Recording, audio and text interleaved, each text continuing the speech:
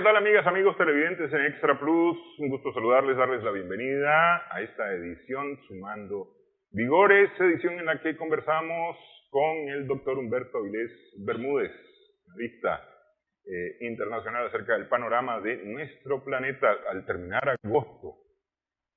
Es decir, a ver, 8 meses, estamos terminando 8 meses del 2022, prácticamente un poco más de 6 meses de la operación especial rusa en Ucrania, lo que trajo una serie de, para decirlo bonito, de inconvenientes para Occidente en materia económica, ¿verdad?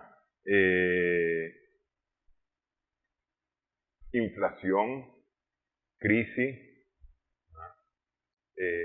Algunos lo que plantean es que este es el nacimiento del nuevo orden mundial, un orden mundial multipolar.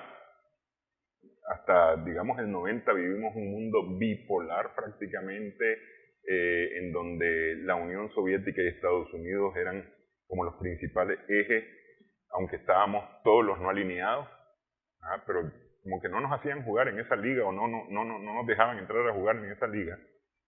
Pero ahora sí se está hablando de un mundo multipolar en donde ya no es solamente Rusia o Estados Unidos o China los que jugarían esta liga.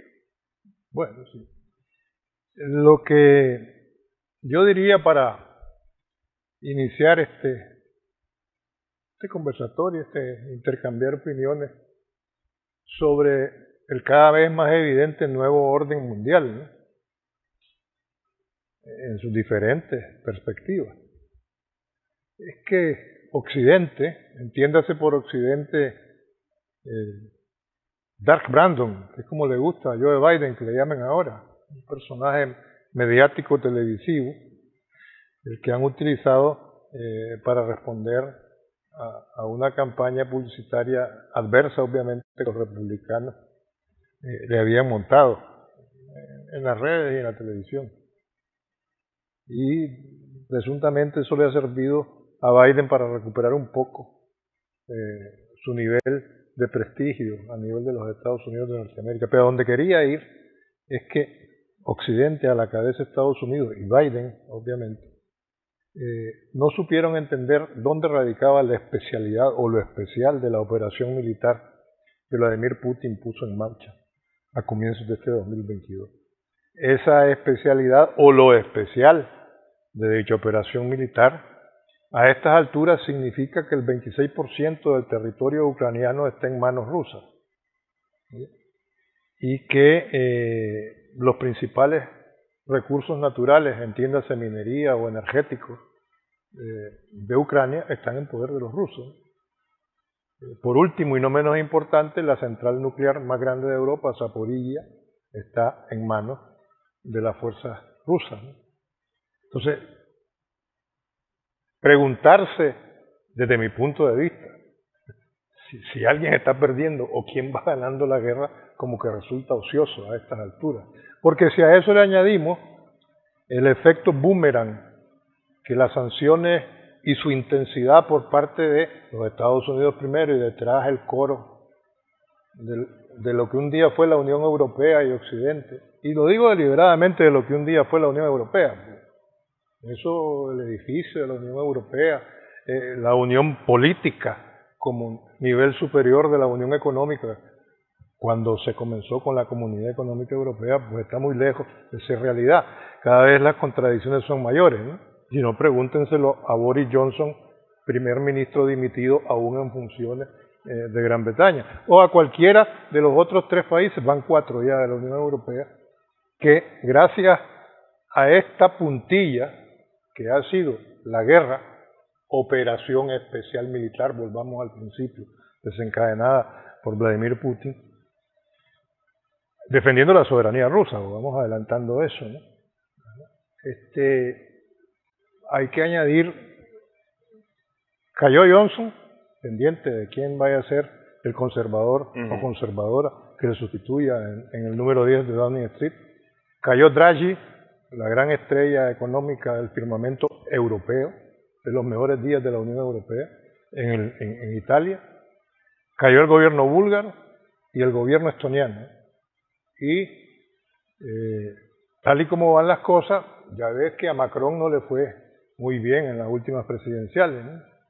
Y que él anuncia sin ningún empacho, ya sin vergüenza diría yo, el fin de la abundancia. Dicho por un presidente republicano francés al que todos le dijeron desde el primer momento el emperador, ¿no? O que tenía voluntades imperiales. Entonces, si a todo eso le añadimos el efecto pandemia, no la vieron venir, nadie de Occidente, llámese Washington, llámese Bruselas, por decir las capitales de Occidente y sus aliados occidentales, ¿no? No solamente no la vieron venir, sino que demostraron y pusieron en evidencia que son incapaces de administrar una situación de esa en sus propios países. Para muestra un botón, el país más desarrollado del mundo, el no va más, el paradigma del capitalismo, de la democracia, del mundo occidental, de las libertades, toda esa mentirología tan al uso, cada vez más fracasada, fue el que tuvo y tiene el más triste récord de víctimas del COVID-19. Llámese ahora Omicron o sus 3.000 variantes, como quieran llamarse. De esos lodos, del coronavirus y compañía, vinieron los desastres económicos que pudimos ver reproducidos en la Unión Europea. Y eso ha puesto de manifiesta esa realidad que vos apuntabas al comienzo. Ya no hay unipolaridades posibles.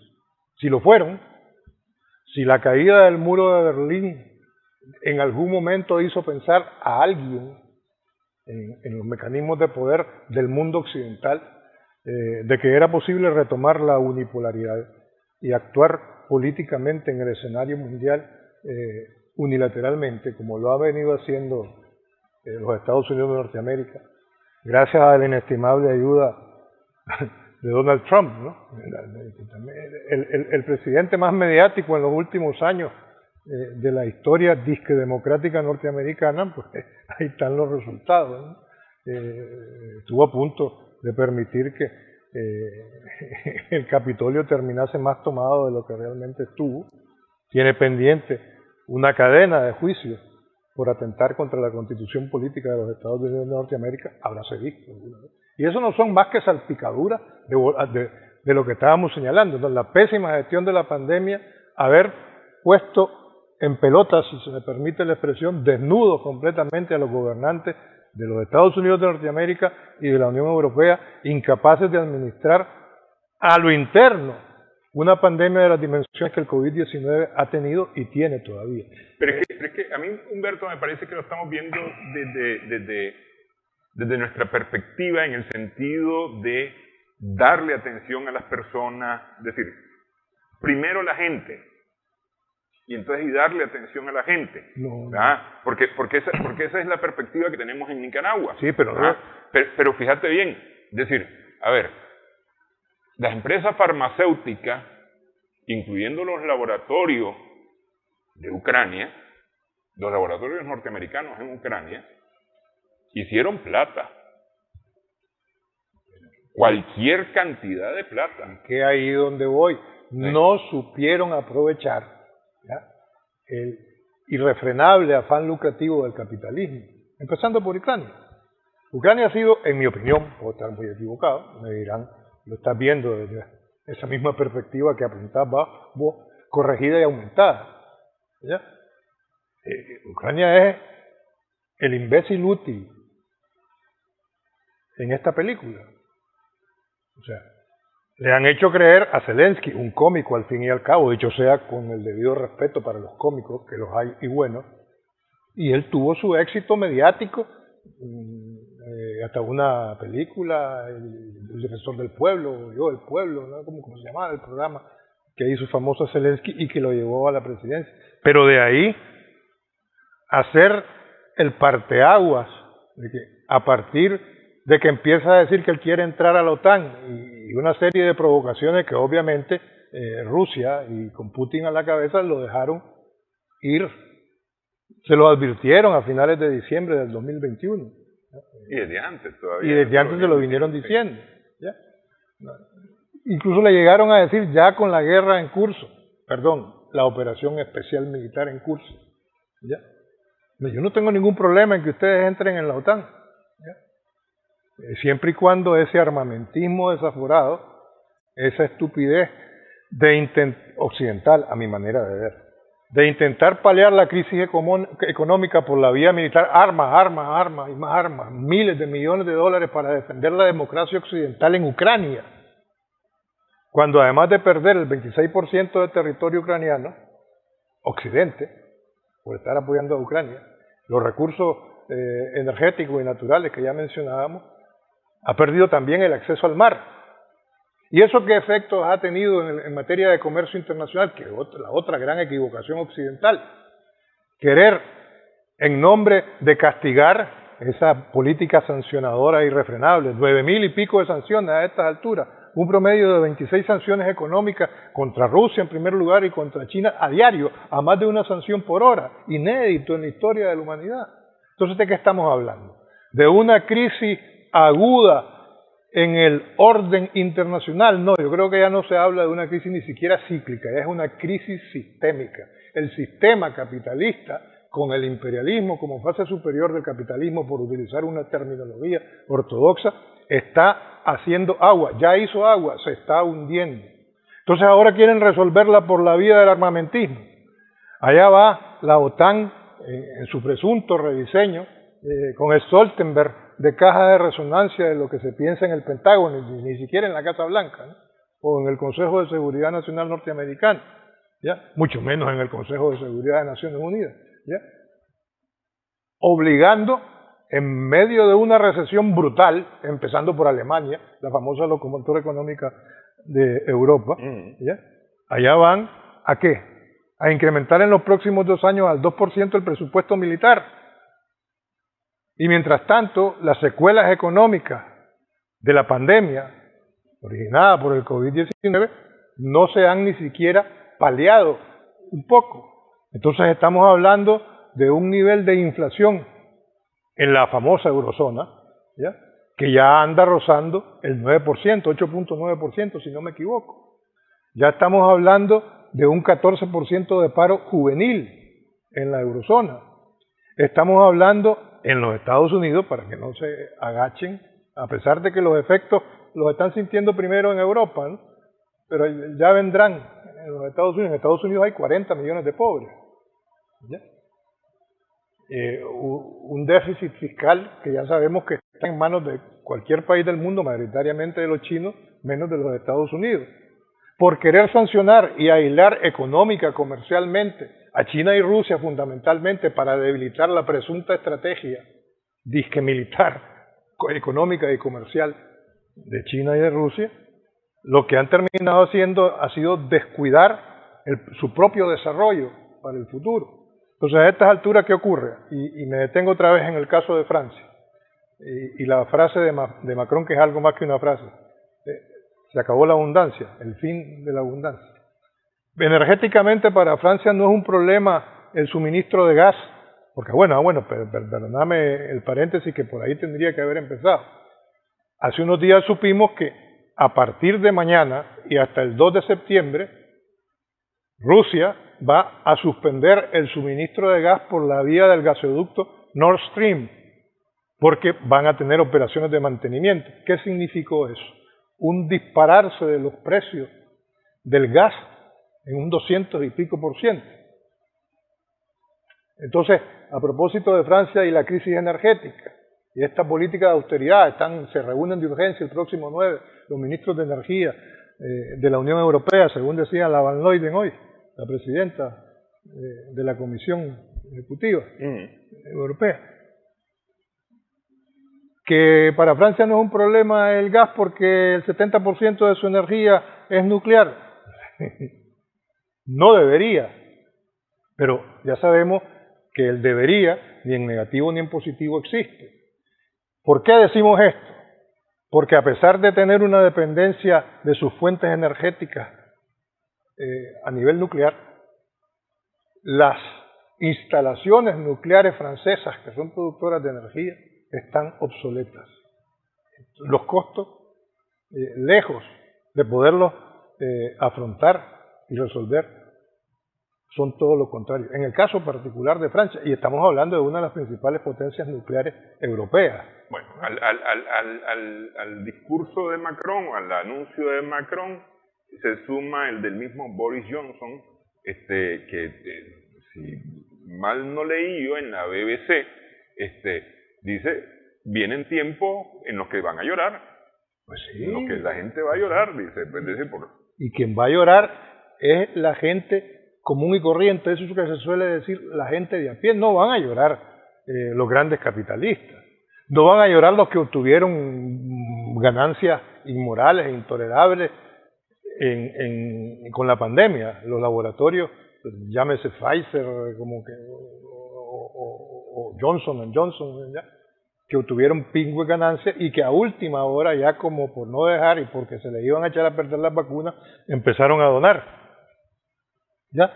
Y no es verlo desde nuestra perspectiva, es verlo desde la cruda realidad de esa gente de a pie, esos 40 millones de pobres de los Estados Unidos, esos millones de jóvenes parados en la vieja Europa. Mientras tanto, pretender seguir con la canción, o el lema, o el eslogan, de que lo que se está jugando en Ucrania es la defensa de la democracia occidental. ¿Cuál democracia? Será de la corrupción de la democracia a la occidental, que tuvo su punto más culminante de corrupción, de hundirse, de hacer agua con Trump. Ok, vamos a hacer una primera pausa, porque por ejemplo, el Banco Central Europeo, la crisis económica actual no tiene nada que ver con el boomerang de las sanciones. Más bien es el cambio climático el responsable. Regresamos en breve en esta edición Sumando Vivo.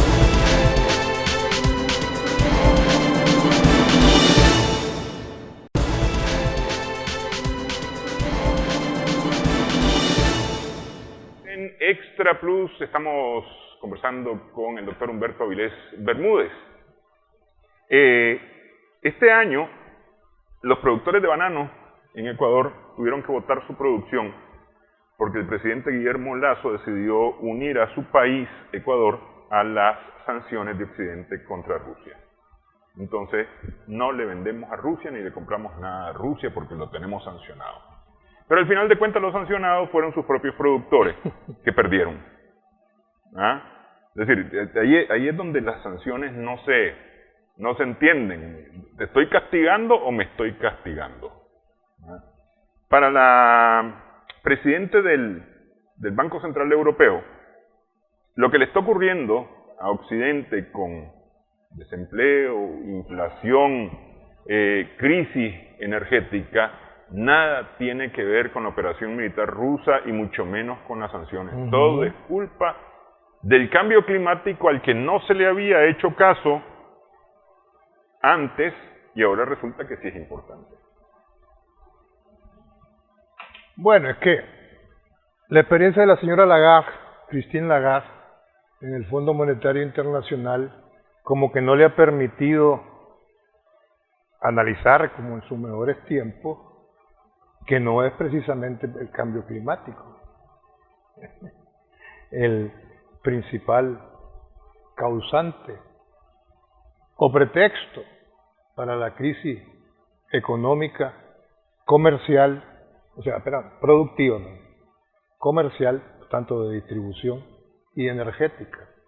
Me estoy refiriendo a los tres flecos o aspectos más críticos de lo que se le viene encima a Europa a propósito de calentamiento global, si estamos hablando del verano más ardiente de la historia, que ya se habla de eso y ha sido así en la mayor parte de los países europeos. Otro día me comentaban unas amistades en Moscú que estaba haciendo en Moscú el mes de agosto más tórrido de los últimos tiempos, ¿no? Pero bueno, entonces decíamos a la señora Lagarde, desde su presidencia del Banco Central Europeo, para trasladarla de Washington a Bruselas, seguramente, las cosas no deben de estar muy claras, mucho menos en materia de sanciones y su ineficacia. A estas alturas debería, no existe, lo hemos dicho antes, Occidente, a la cabeza de Estados Unidos y su comparsa, la Unión Europea, estar claro que las sanciones terminan convirtiéndose en un boomerang al sancionador.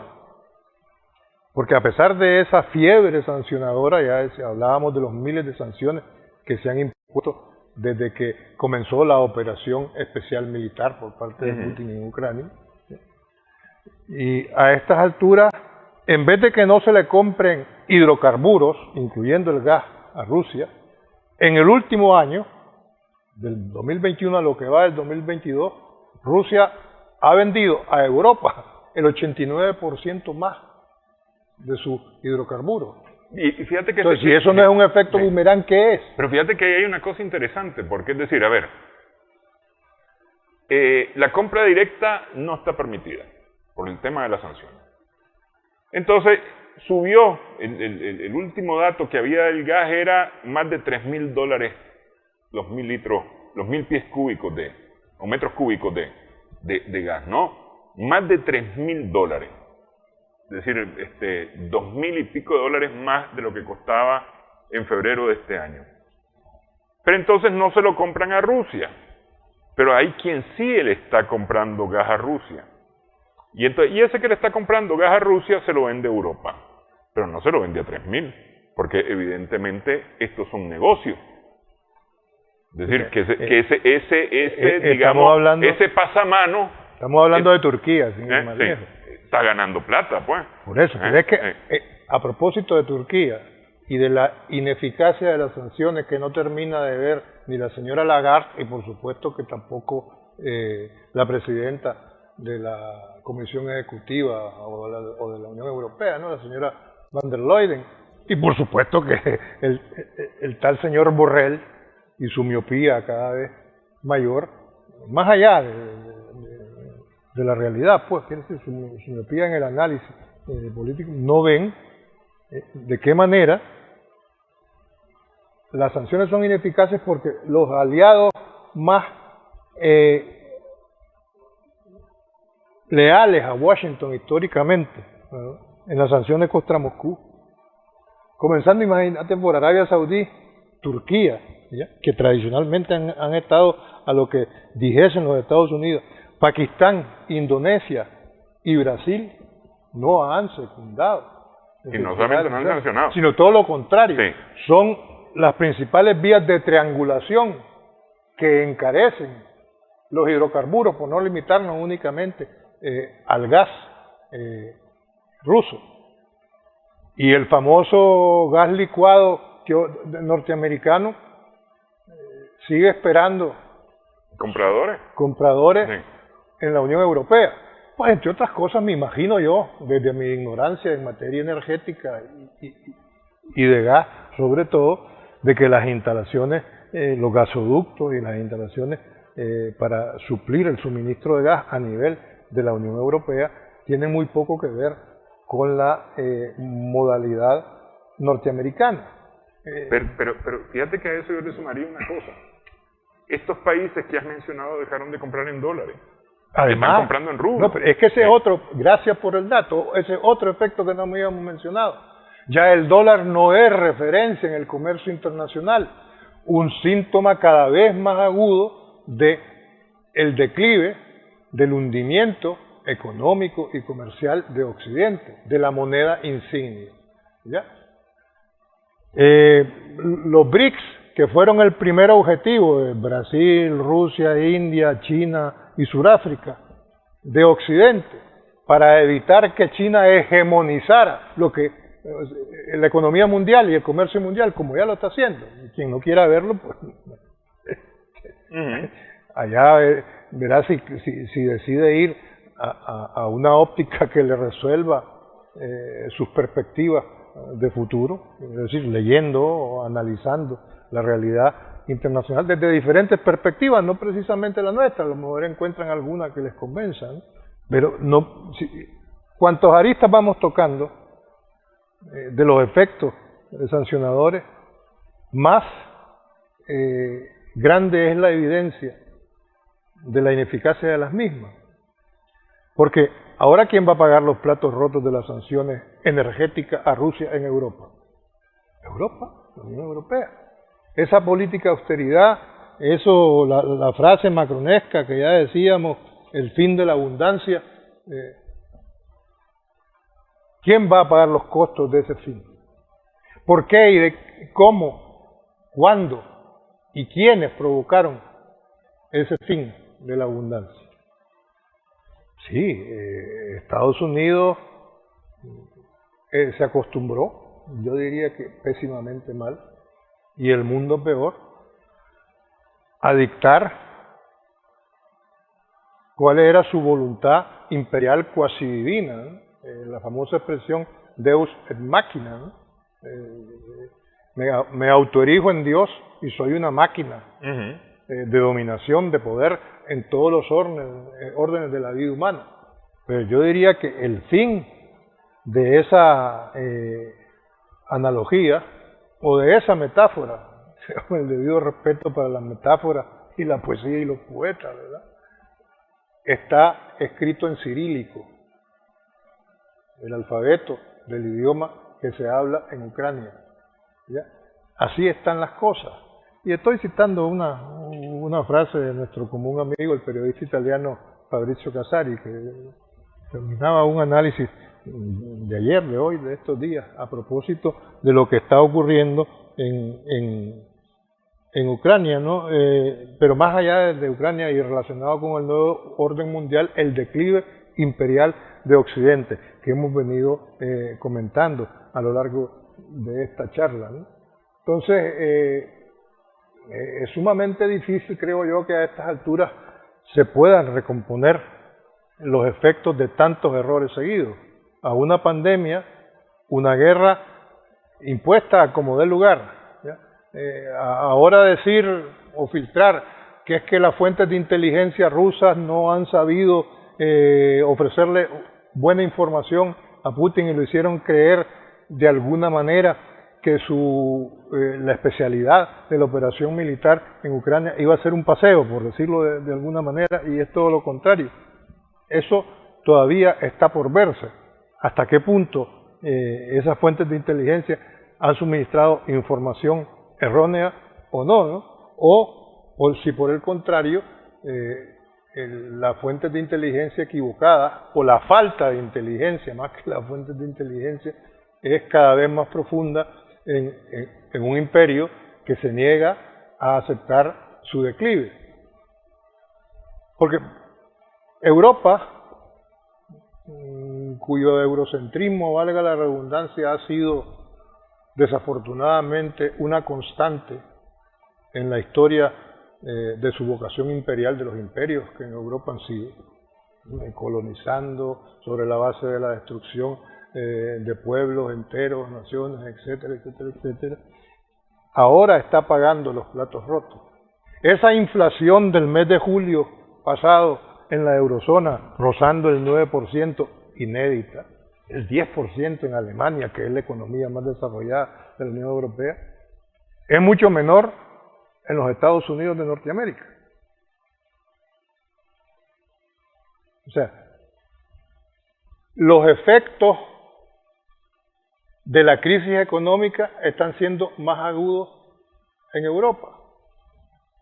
Seguramente, diría yo, esta es una especulación mía, que a alguien o a más de alguien le puede parecer como muy traída por los pelos, porque el complejo militar industrial está controlado desde los Estados Unidos, desde las cercanías, si no de Washington, del Pentágono, del Capitolio, seguramente que en Wall Street, ¿ya? El complejo militar industrial que está sacando, si las ganancias de las multinacionales farmacéuticas a propósito de las vacunas contra la pandemia fueron exorbitantes, inmorales, intolerables, insolidarias, y ahí estamos viendo los efectos y hemos estado comentándolo a lo largo de esta plática. Imaginémonos pálidamente, por muy fértil y grande que fuese nuestra imaginación, cómo pueden ser de desproporcionadas de criminales a estas alturas de la evolución de la humanidad las ganancias en materia de armas. Necesitan armas, armas, armas y más armas para Ucrania, y lo que le dan, analógicamente hablando, a ese corrupto cómico Vladimir Zelensky, sí, muy mediático, está en todos lados, está aprovechando la virtualidad con muy pocos disque jefes de Estado, pero lo que le han dado es una pistolita que ni siquiera está bien aceitada. Y cuando ha llegado la pistolita, porque a ver, aquí es importante recalcar esto. Los almacenes donde estaban las armas, especialmente en Europa, las armas viejas las están mandando para Ucrania. Están abasteciéndose o renovando su armamento. Entonces se están deshaciendo a precio de nuevo de las armas viejas. Y Ucrania, ciertamente hoy no está pagando, pero va a pagar. Es decir, y no lo digo en el sentido de la amenaza, lo digo en el sentido real. El pueblo ucraniano tiene que pagarle a Europa esas armas que está recibiendo hoy. Armas, algunas han llegado a las tropas, otras se han perdido en el camino y han cogido hacia los mercados negros, y se están, es decir, las que sí sirven, las que sí funcionan, están yendo a los mercados negros, cayendo en manos de quién sabe quién,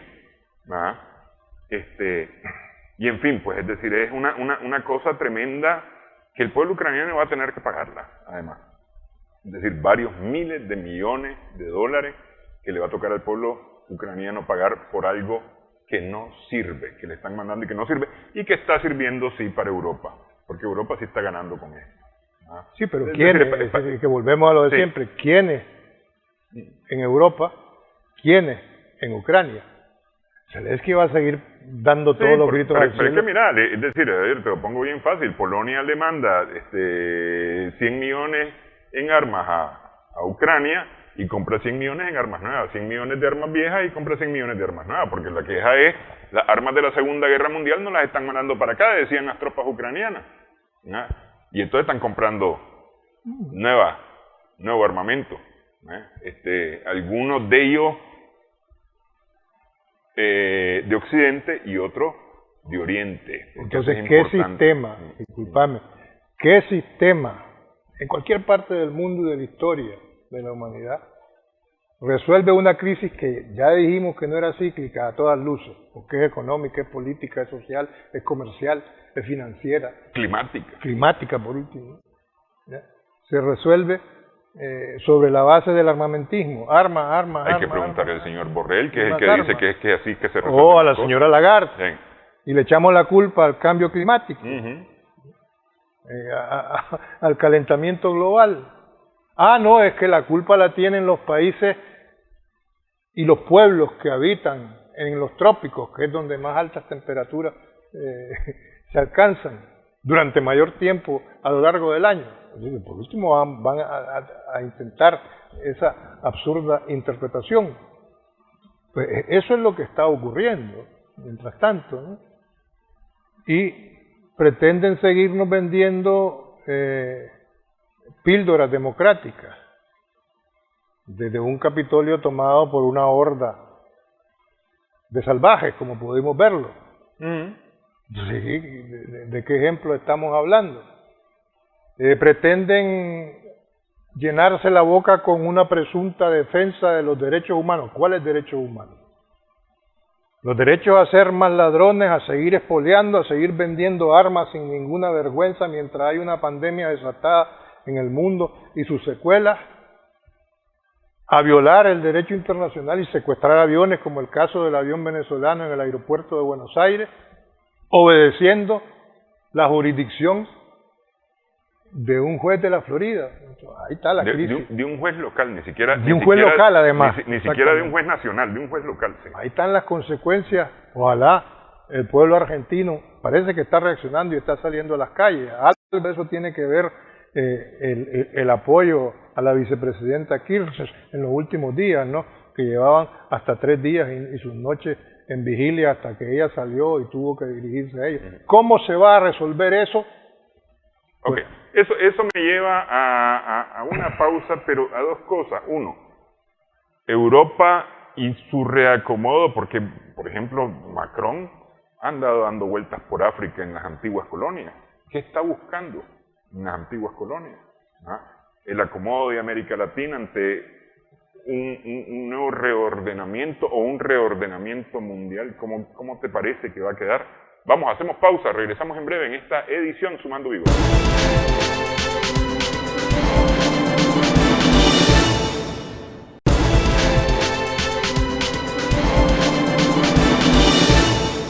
Continuamos sumando vigores en Extra Plus. Evidentemente a los cambios hay resistencia. Es decir, eso es una cosa casi normal. Todos los cambios producen una resistencia. Cambiar de un mundo unipolar a un mundo multipolar, evidentemente que eso significa la pérdida de algunos privilegios que tienen los asociados del mundo unipolar. Es decir, quienes responden a los intereses de Estados Unidos tienen sus privilegios. Cuando Estados Unidos deje de ser el mandamás único de este planeta y se dividan las cosas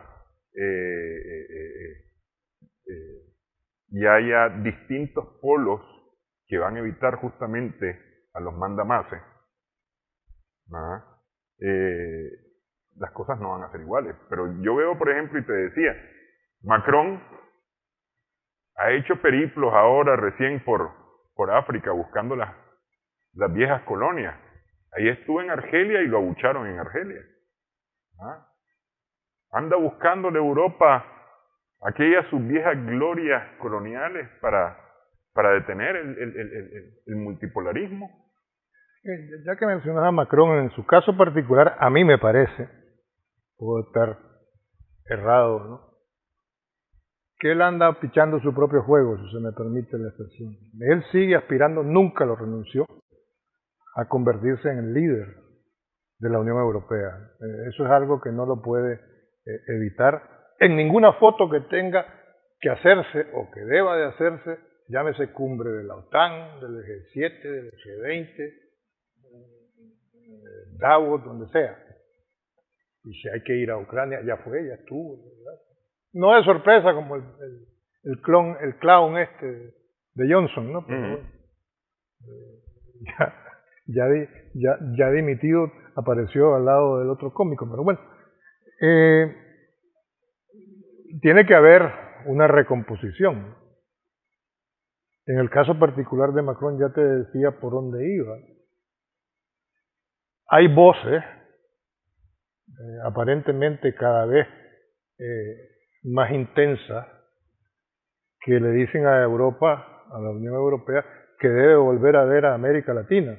Pero desde luego, si va a volver a ver a América Latina como la ve el señor Borrell, en el caso particular de nosotros, por citar un triste ejemplo, pues mejor que sigan mirando para otro lado, ¿no? Porque va a ser muy difícil un entendimiento de esa manera de observar, de mirarnos a los que habitamos a este lado del Atlántico, o particularmente en la cintura pastoril de América, este istmo centroamericano, la garganta pastoril de América, que dirían Neruda o la Mistral, ¿no? Yo diría que estamos asistiendo a una recomposición de la disquedemocracia latinoamericana, que tiene que pasar por la recomposición de la CELAC, de la Comunidad de Estados Latinoamericanos y el Caribe, que dicho sea de paso, su presidencia la detenta en estos momentos en Argentina. Pero ya escuchamos el mensaje del presidente Daniel Ortega los otros días, justamente a propósito de esa intolerable transgresión del orden jurídico internacional en el caso del avión venezolano secuestrado en el aeropuerto de Buenos Aires, y atendiendo el Ejecutivo argentino un mandato de un juez local de la Florida. Decíamos eso, hay que pasar retomábamos, nos hacíamos eco, nos íbamos a hacer eco del mensaje de Daniel, que daba vergüenza, digo, en algún momento, tener un presidente como el argentino, eventualmente al frente de la CELAC. Que por cierto, diría yo, ha perdido aceleración, la aceleración que le había metido México en un intento en el encuentro del año pasado, allá en México, uh-huh, con ese homenaje que López Obrador muy hábilmente aprovechó para rendirle a Cuba, ¿no? ante Díaz-Canel. Pero volviendo a la recomposición, se va haciendo cada vez más necesaria, no solamente por el caso puntual de la Argentina, sino lo que está pasando en Colombia. Ojalá que la imagen de esa espada de Bolívar como producto de la primera orden de Gustavo Petro una vez que asumió, que fue investido como presidente de la hermana República de Colombia, sea algo más que una metáfora. Ojalá que no se repita que alegando una falla de protocolo, el rey de España se quede sentado cuando ingresa semejante símbolo en una ceremonia de ese nivel. No vamos a entrar a polemizar si protocolo sí, protocolo no. Pero las imágenes siguen diciendo más que 1000 palabras.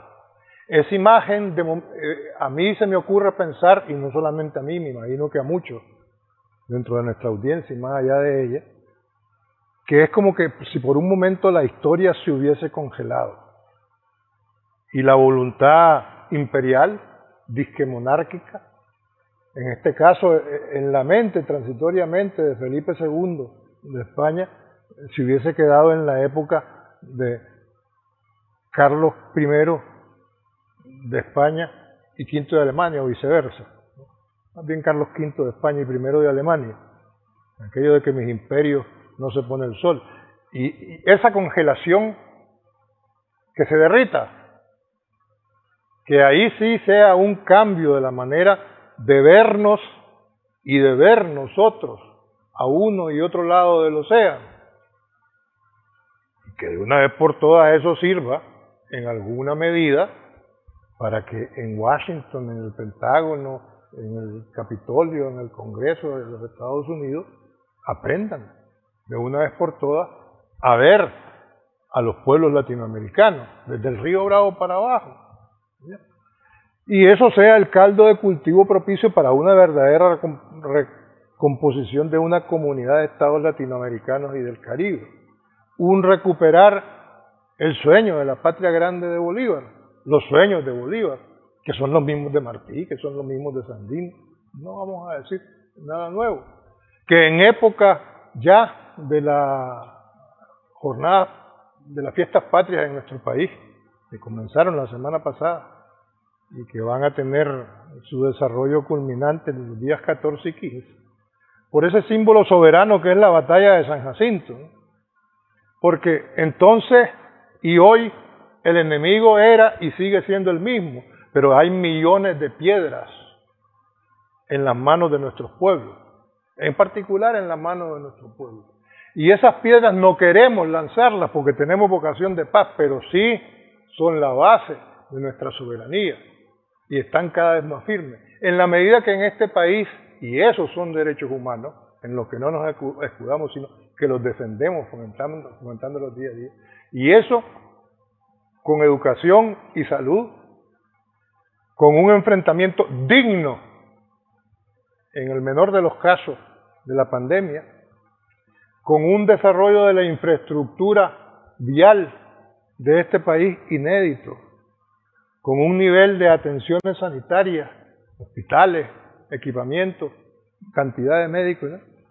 Es un homenaje a la soberanía.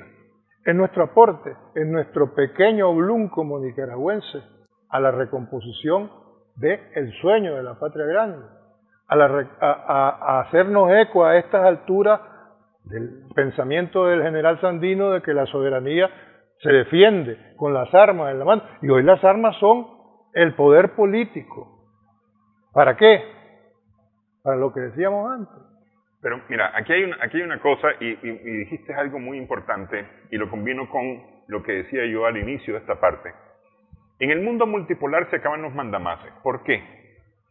Porque es decir, en ese mundo multipolar tiene que haber una combinación de, o más bien tiene que haber, o se genera competencia para tener mercados, para tener influencias, para tener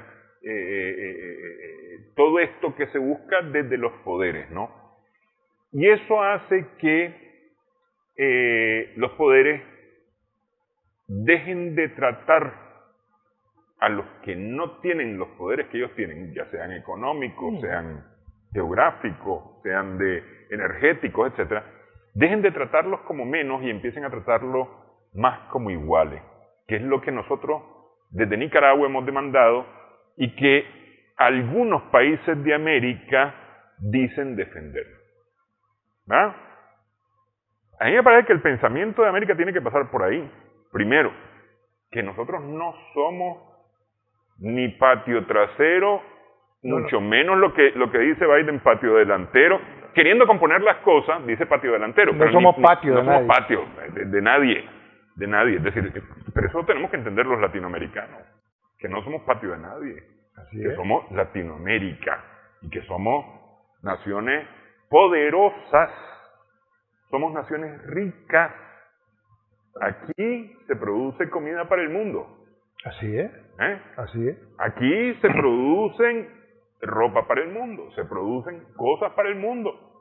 Y el mundo depende de nosotros, no es que nosotros dependemos del mundo. Y Occidente fundamentalmente debería aprender la lección china, de la República Popular China. ¿Cómo ha ampliado su comercio? ¿Cómo es hoy por hoy? Yo me atrevo a decir que es la potencia principal, económicamente hablando, en el mundo. Con la mayor diversificación de rutas comerciales, que permite, retomando el lenguaje que utilizaba, el cómo nos ven y el cómo vemos, ¿ya? Que nosotros escojamos con quién nos vamos a ver en términos de respeto mutuo, ¿ya? De equidistancia, ¿ya? De relaciones justas y respetuosas. Esa es parte de la clave para esta recomposición de la que venimos hablando, ¿ya? Ojalá que ese mensaje absurdo que comentábamos antes a propósito de un nuevo orden mundial que empieza a vislumbrarse con el fin del imperio en Ucrania, ¿no? Que está escrito en cirílico, que decíamos antes, haciéndonos eco de la expresión final del artículo de Fabricio, ¿ya? Ojalá que aquí nadie grite armas, armas, armas, que se entienda qué cosa es la soberanía y cuál es la manera auténtica y verdadera de defenderla. O sea, los derechos humanos son soberanía. Por eso. Es que, fíjate que ahí es una cosa importante y me permito recordarla. En una cumbre de las Américas se anunció que América era un continente de paz. Pero resulta que uno de los integrantes de la cumbre decidió que aquí había que meterle ruido de guerra, quitándonos esa paz que anhelamos al menos los latinoamericanos. Así es. Entonces deben de volver, evocando una vez más a Rubén, porque es el paisano inevitable que le decía a Coronel Urtecho. ¿Quién le iba a decir a Coronel Urtecho que en las instalaciones de la prensa, el periódico de la Carretera Norte, hoy desaparecido en papel, y se iba a fundar un tecnológico que lleva su nombre, ¿no? Pues entonces el paisano inevitable, Rubén Darío, hay que juntar una vez más tantos vigores dispersos. Y Nicaragua no es que puede ser, viene siendo un ejemplo en ese sentido. Debemos de multiplicar nuestras capacidades de transmitirlo a nuestros hermanos más cercanos en Centroamérica y el Caribe, y por supuesto que en la CELAC, en la medida que se recomponga, subsista y se fortalezca, y se logre que de una vez por todas desaparezca esa absurda contradicción que es la periclitada y obsoleta OEA, ¿no? El club de fanáticos del imperialismo, ¿no? Y los vientos que soplan nos permitan hablar en una próxima ocasión de cómo se entiende la especialidad de una operación militar. Lo especial con lo que comenzábamos esta charla, dónde y en qué radica.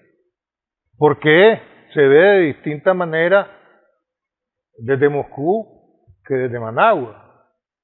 Eso es análisis internacional, ¿no? Sin entrar en teorías rebuscadas, ¿ya? De los grandes pensadores, dicho sea con todo el debido respeto, padres fundadores de las relaciones internacionales o de las ciencias políticas. Sí, son muy válidos, pero tampoco hay que comulgar con ruedas de molino a estas alturas, ¿no? En ese sentido,